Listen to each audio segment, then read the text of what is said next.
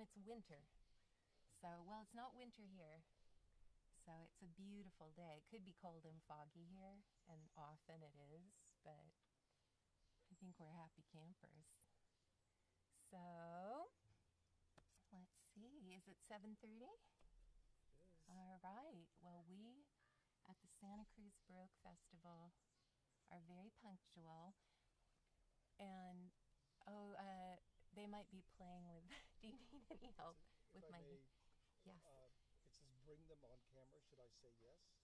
Bring Below their name, it says bring them on camera. them, meaning my friend Yeah. Uri. Yeah. I want to see everybody. I miss everybody so so I just much. keep adding them on, as they say. Yeah. Okay. Yeah. There you go. Yeah. It Whatever. says can't.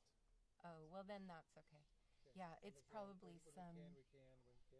Oh, the kids with their technology. That's the thing. Everything is new now with this new situation. Luckily, I've spent a lot of time. I've spent a lot of time watching other people's live streams, especially Jesse Autumn's in New Orleans. So I'm learning things about live streaming. And when Linda asked me to do this, I was absolutely thrilled. I'm like, I get to do a thing. I'm so happy. And to play Carolyn for you is just the perfect thing, because Carolyn would have played for you in your room, in your great hall, right next to your fireplace. He was like a cat. Is it working? I think I went out of somebody's picture came up, and they were going to make, and they were making, and now I'm off. Okay, I'll fix I'm it. sorry. That's all right. I paid a big bucks. Hey, but my price is right. Maybe that's right way to put it. Hey, you get what you pay for, you know.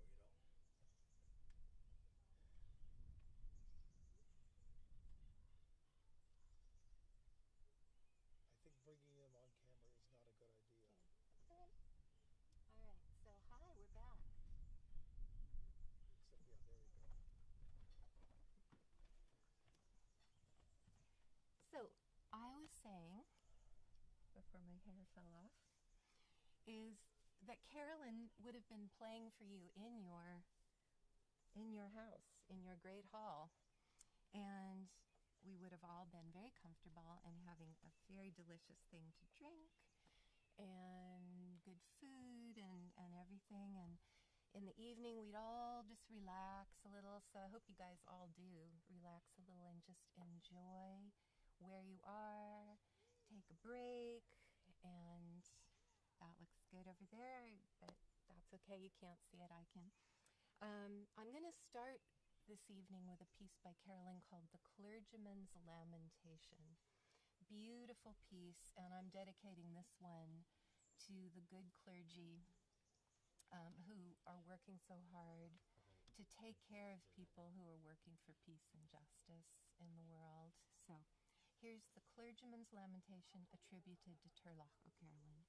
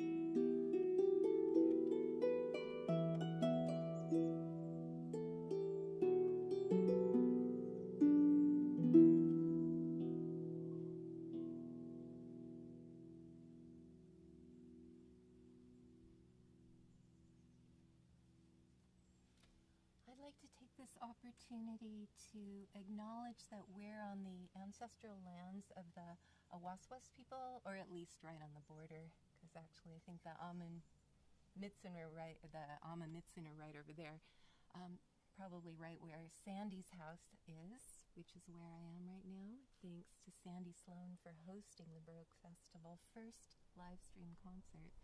There's probably mostly grizzly bears here back in the day, but anyway. And I am really excited to play Carolyn for Baroque Festival. His dates are very similar to Bach's. He's 15 years older. And he was at the very end of a big line of Celtic bards, Irish, people that were very high status in the court.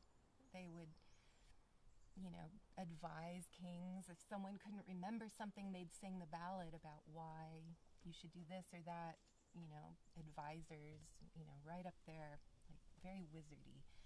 And he was at the end of that line. And of course, at the time, people kept saying, oh, you're so old-fashioned. You should do something modern and Baroque like those Italian composers like Geminiani. And he was really kind of like, okay. He was into all kinds of music, so I can relate to that. And one time, someone said, play something that's a little more like that. And he came up with Carolyn's Concerto. And I just love it. It's so fun. It's a little random for strict Baroque. And yet, there it is, and you can hear it. So what I'm going to play for you now is Carolyn's Concerto.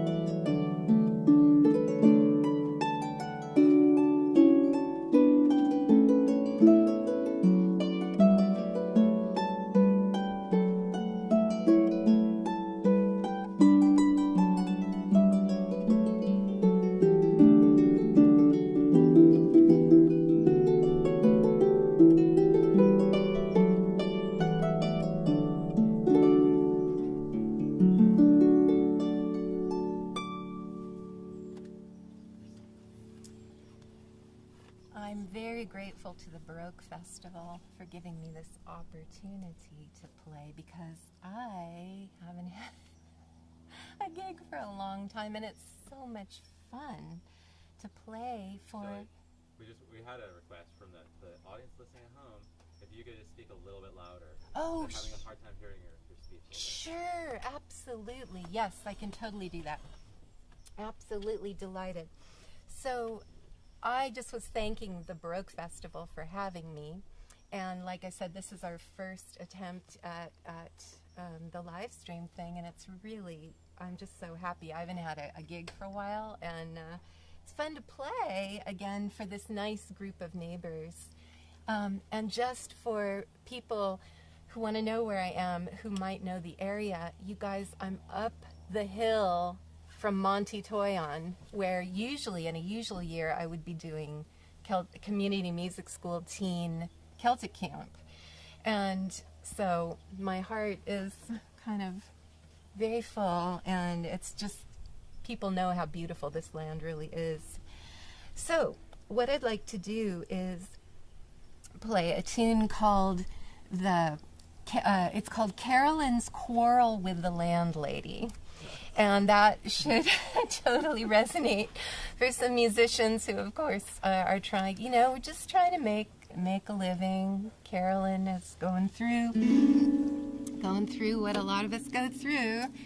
So you can make up your own story about it, but us musicians are grateful for people cutting us a hair slack right now. I'm just thrilled that I can provide something to society and not just be a burden. So I'm very happy. Carolyn's Quarrel with the Landlady.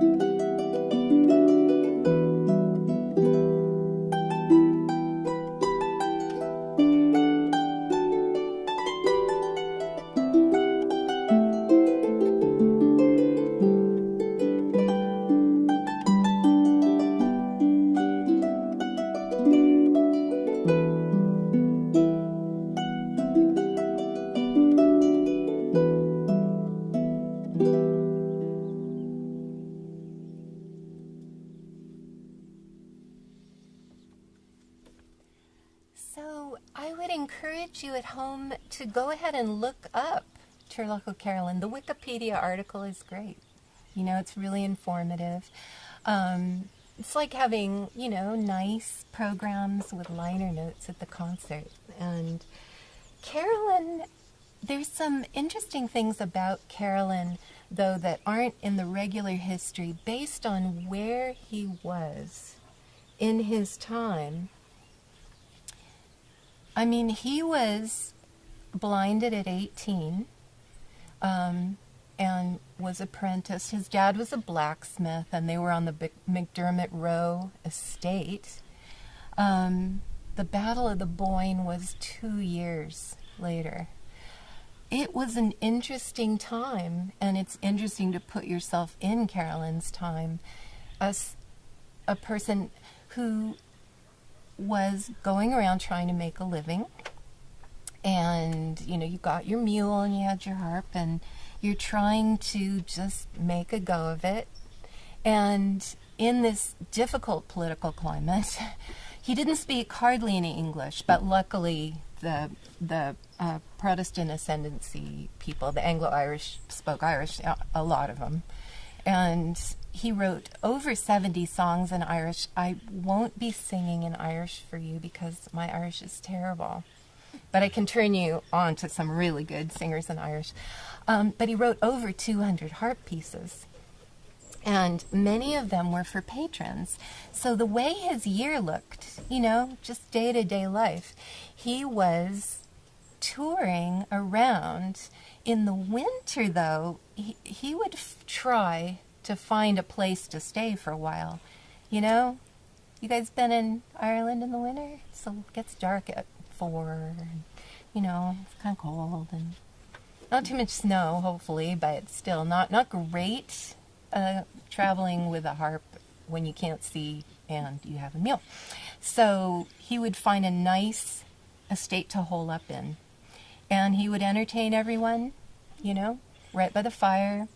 And if you were lucky, he would write a piece for you, and he would name it after you.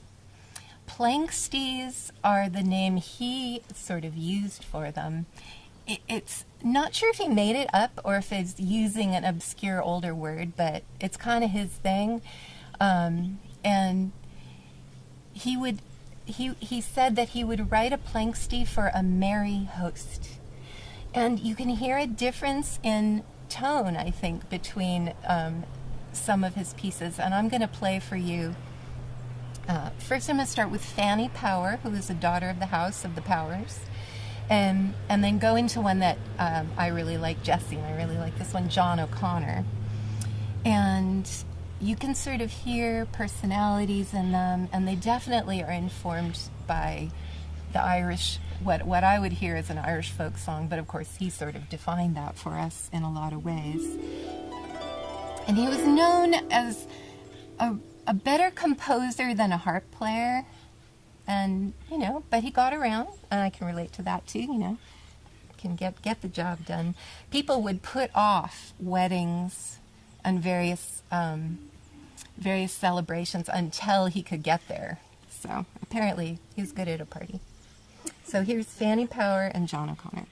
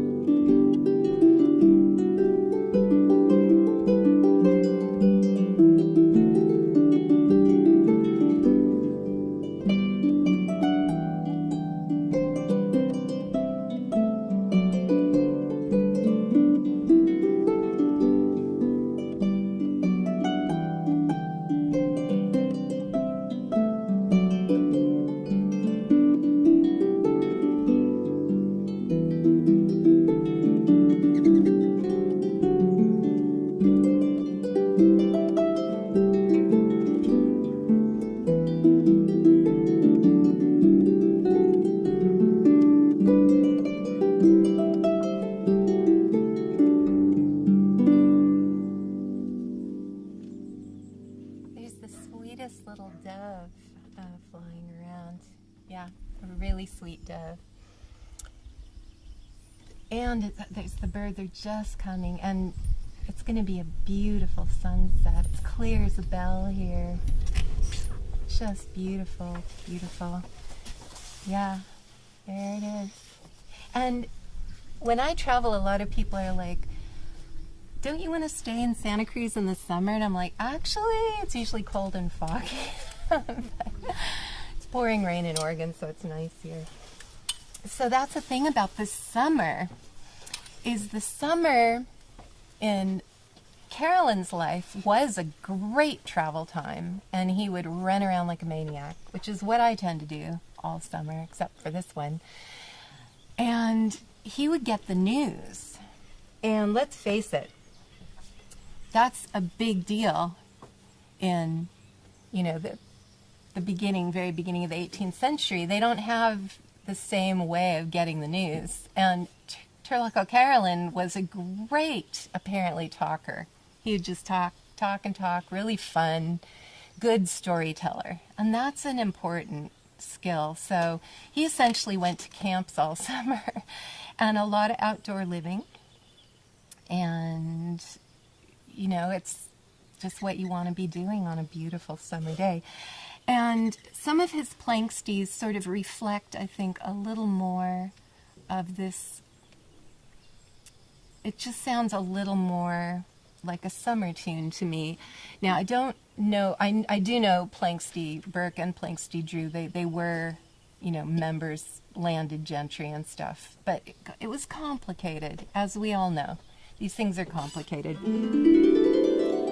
And, but you can still hear, I think, if you think about it, you can hear some of this in the tunes and hear what his yearly round of events was kind of like. So I'm going to play for you Planxty Burke and Planxty Drew.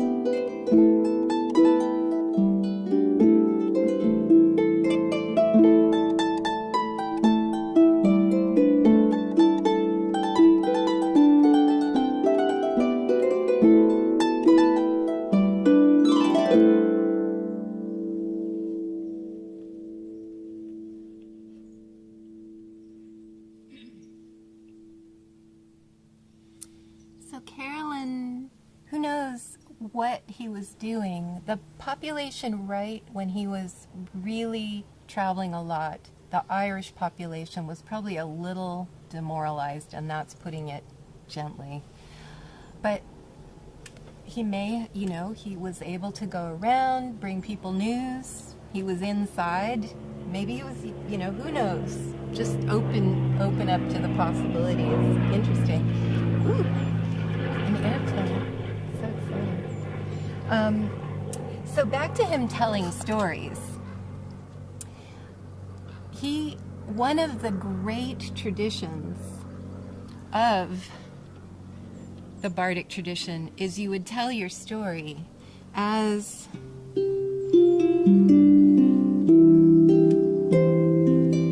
you were playing, and you would add the emotion,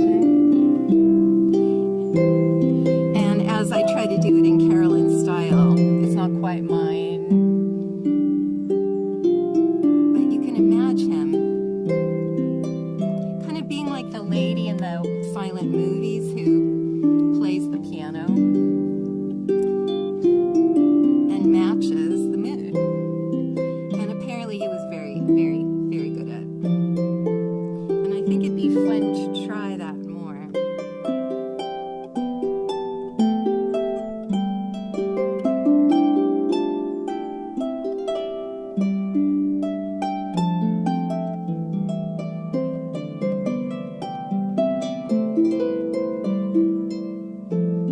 This is Carolyn's cap. So you can make up your own story. Once upon a time, Carolyn had a magic cap. And I wish Jessie was here to play this with me, because we do it really well together. And I can't wait till we can again.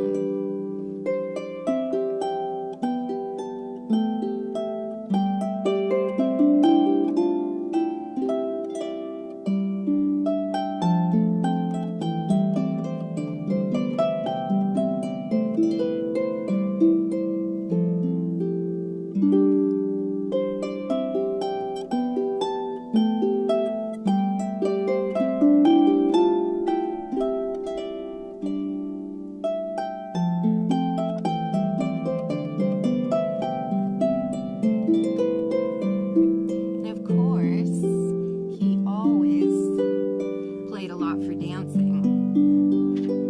And this one is Hugh O'Donnell. We don't know anything about him, or I don't, but he must have been a merry host.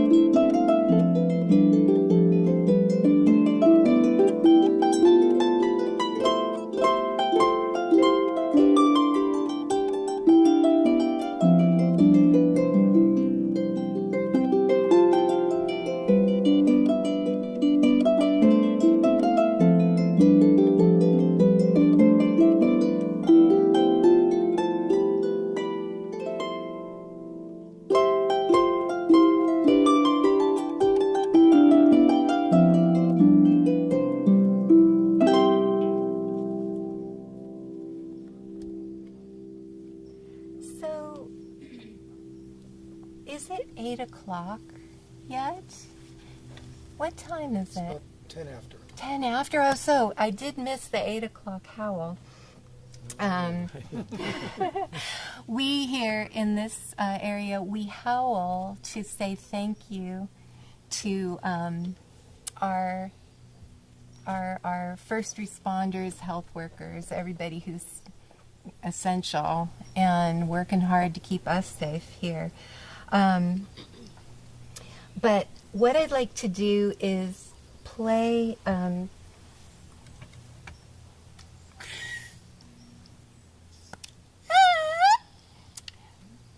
piece that Carolyn wrote for someone named Eleanor Plunkett, and it's such a pretty piece. Again, Jessie plays this one perfectly, and would love to be having her accompany me. But I thought I would play it on this oboe, because what happened with Carolyn's music is the harp scene was dying out. It was very old-fashioned, but the fiddle players and the oboe players, oboe was big. It was a big thing in the Baroque. And they all, you can imagine these nice landed gentry, amateurs, which of course, they had the money for the good instruments and stuff. And they're just someone, Carolyn wrote them their tune. And he's like, I'm going to play my tune on my oboe. But of course, this is the oboe d'amore, the love oboe. And I love my love oboe.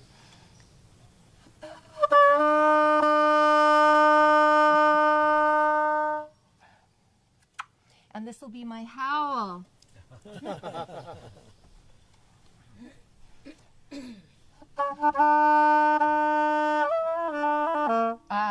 Very good. Nothing like the great outdoors.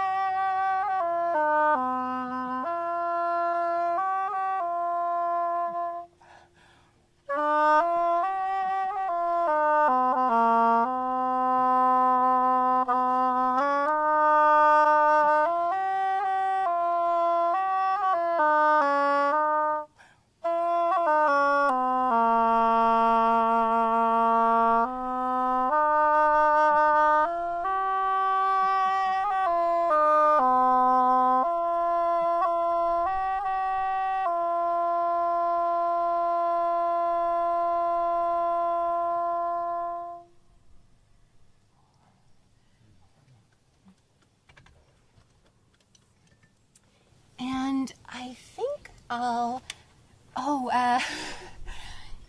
yes, it's fine. They're showing me signs. I wish you could all be here, but it's just really fun, and I'm so looking forward to seeing the comments, which I can't do right now. But now I'm sort of brave enough to try this and do it the way Jessie and Alice do it. Alice Di Maselli. And again, I'm going to write Planksty Sandy, because this was so much fun. So I was going to play flute for you all, but we're really told that flute is not a good one for COVID. Seriously, it's like as bad as singing. Not as bad as singing. It's bad though. But whistle is very appropriate. And I'm going to play you my favorite Carolyn tune, which I usually play with Bill Coulter, which I'd probably pull that one off. Hi, Bill. And we usually play it really fast and jazzy. And it's called Shebeg Shemor, and it means the big hill and the little hill. And there's a big hill for one set of fairies and a little hill for the other set of fairies. And this tune has been played a lot on these hills because all of our teen campers can play Shebeg Shemor, and we have a great video of them in a redwood. It's so un-COVID friendly. They're all squished in this giant redwood. I'll put it up. It's the best video ever, and it's just right on the other side. I can't tell you. I didn't know, Sandy, that you lived on this bowl. I love this bowl. I've walked every one of these trails. You can probably see them all. This is my stomping ground. I have stomped here. And the crows are doing their thing. The rook, they're doing their evening thing. It's the perfect evening, and it's so fun to show my friends overseas my stomping ground. So here's Shebeg Shemore for the fairies.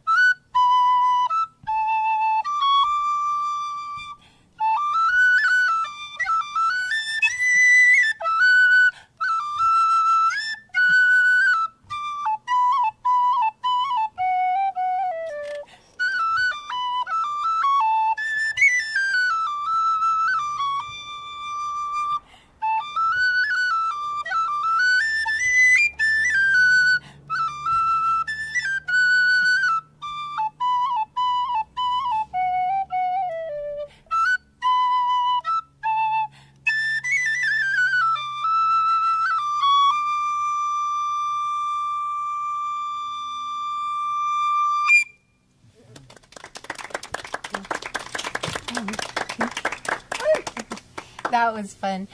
I'm going to finish up with Carolyn's draft, and I'm dedicating this to the Queen's birthday. She really, I think we should all hoist a gin and tonic to the Queen. She's a good person, and she totally is the patron for a few harpists. And there's especially this Welsh harp scene that she's totally supportive of. And, you know, just working on healing the world, and that's what we want, you know. So, happy birthday, 94, Queen Elizabeth, Carolyn's draft, and again, it's just been so beautiful in the sunset and getting out and seeing people, and just thank you guys for coming.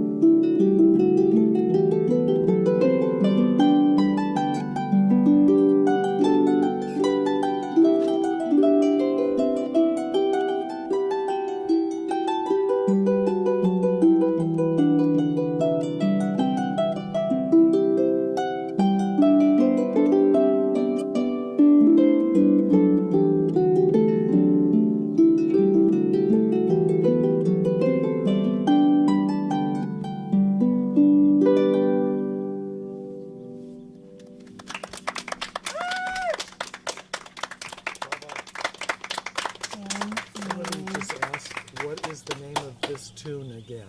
Oh, Carolyn's draft, spelled like laughed. So, like, you know, like, draft, a good, like, Yeah. pulling a pint kind of draft. Oh, man. So, again, thank you guys so much. I had a ball. Linda, hi. Oh, yeah, any more Could you treat questions? us to an encore with this amazing little instrument? Which we Oh, haven't yeah, heard happy. an excuse for an encore. You know, the funny thing about the Oba de Kasha is, you know, I didn't actually time things. So I thought if you guys did, if the time worked out, it would be kind of fun to sort of show you this, because this is a cor anglais. It's an angled horn. It's just like a French horn, an old-fashioned natural horn, but it's got some holes in it, rather than just using the harmonic series. And of course, it's angled, cor anglais, but it's originally it was spelled A-N-G-L-E with a fada on it. But then it got corrupted into English horn, but it's not anglais like English anglais, it's angled. But the bottom line is, so when they rode the post, why is it like this? Well, so I'm on the post, the carriage, you know, when you travel post, like Jane Austen's people would travel post, you'd be on the post thing, and when they get up to the place, the post office, and they'd call, they all had their own little calls, so you knew who was coming. It was like your personal ringtone. And it didn't matter, like some people preferred reeds, like a big oboe. Some people preferred a mouthpiece. But the point was that if I'm on horseback, if my horn is out like this and I run into a tree or something, I've just like impaled myself, you know. And so you put it behind you like this. It's a horse-friendly oboe.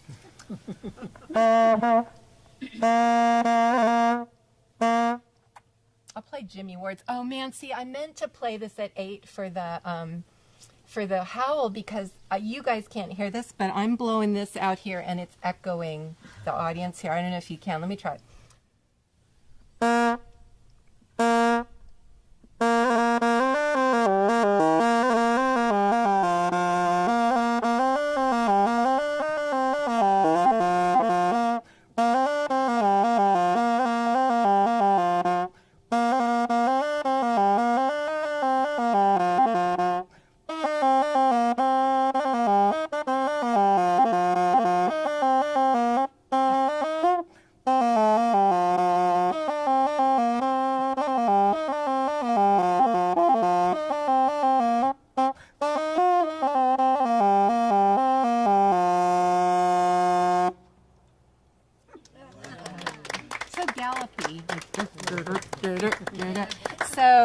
So that's just pure lecture, educational. Cor anglais. I love playing this instrument. It's my favorite thing. And I don't care if it's this one or the modern cor anglais. That's my thing. And someday I'll do a live stream where I do lots of English horn, because I really do love playing it. Like playing it with a tambura. That's really fun. Ooh, as that's my read. All right. So thank you guys so much. If you have any questions, you know, just type them to me and I'll get back to you. I'm so grateful for the technology and the social media, and I'm learning about the electronics, and I'm looking forward to the album project with Sandy very soon. And again, Linda, that's for Linda. Can't wait to have a good party at your house again. You do the good parties. So I guess we'll sign off and see you guys in the ether.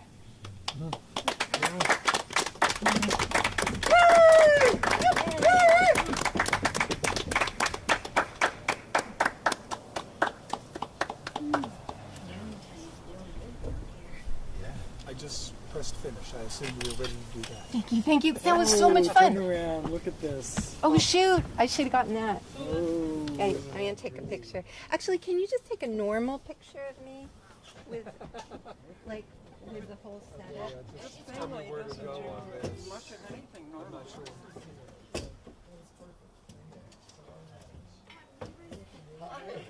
That's really nice. Oh, that was great.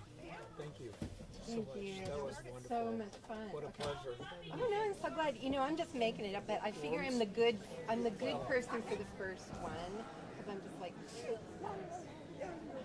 just chill, just be chill. So here, and we'll have a nice socially distancing. So here, Sandy, and you can be far away. You can be like over there, but we'll get the whole thing. Yeah. Can you see us both? Well, I'm trying to avoid this mud. Oh, Yeah, well, there We we go. can move them now because we're not on the air. but also it's okay if I'm over I think, here. yeah, that would. Yeah. Actually, no one put you guys on that side. Oh, no, this was great. It's really nice. Yeah. Yeah, thank great. you. Thanks for the Thank you invite. very much. So wonderful, yeah. It's Nice way to end the day. It was Glad you beautiful. could come. Oh, it was wonderful. It really was. So we brought our masks. We didn't know, but I figured with this much fresh air and space, we're good. Yeah, I had to get closer to these people. So Yeah. I put mine on. It's No, fine. mine's in my pocket. But yeah, it was, she's been organizing this for a while, but I'm not sure. And then let's look at. I'm gonna That look. we would have space to, invite anybody or have us. Thank you. It's really a treat. Chairs around